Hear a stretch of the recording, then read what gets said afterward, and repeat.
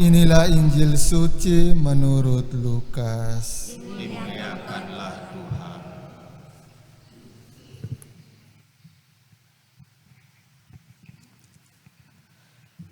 Ketika itu beberapa orang berbicara tentang bait Allah dan mengagumi bangunan yang dihiasi dengan batu indah dan berbagai macam barang persembahan.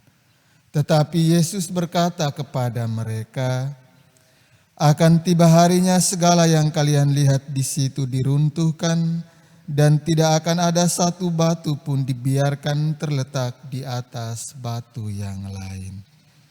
Lalu murid-murid bertanya, "Guru, bila manakah hal itu akan terjadi dan apakah tandanya kalau itu akan terjadi?" Jawab Yesus, "Waspadalah, jangan sampai kalian disesatkan. Sebab banyak orang akan datang dengan memakai namaku dan berkata, 'Akulah dia,' dan saatnya sudah dekat.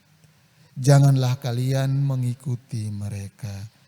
Dan bila kalian mendengar kabar tentang perang dan pemberontakan, janganlah kalian terkejut. Sebab semuanya itu harus terjadi dahulu, tetapi itu tidak berarti kesudahannya akan datang segera." Kemudian Yesus berkata kepada mereka, "Bangsa akan bangkit melawan bangsa dan kerajaan melawan kerajaan.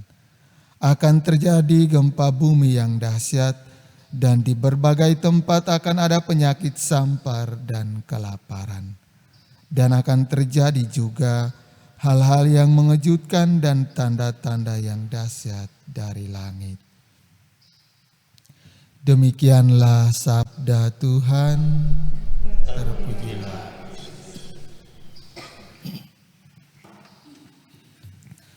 Suster, opa, oma, bapak, ibu, saudara-saudari, anak-anak umat beriman yang dikasihi Tuhan kita Yesus Kristus, yang merayakan Ekaristi Kudus di gereja maupun semua yang merayakannya secara live streaming di rumah. Ada satu kata mutiara dari Santa Cecilia. Dia mengatakan bahwa hidup kita itu seperti sebuah nyanyian. Semakin hatimu baik, semakin merdulah hidupmu di hadapan Allah dan manusia. Hidup itu ibarat sebuah nyanyian.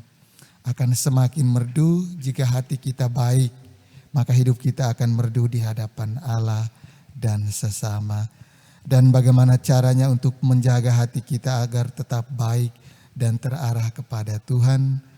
Yesus bilang, "Waspadalah terhadap segala godaan setan, godaan dosa yang menghampiri kita setiap saat, dengan selalu dan senantiasa melekatkan diri dan hidup kita pada hidup Yesus, setia mendengarkan firman, mengamalkannya, juga setia menyantap sabdanya, serta tubuh dan darahnya setiap waktu." Itu adalah cara supaya kita menjaga hati kita tetap baik, agar hidup kita tetap merdu di hadapan Allah dan sesama yang lain.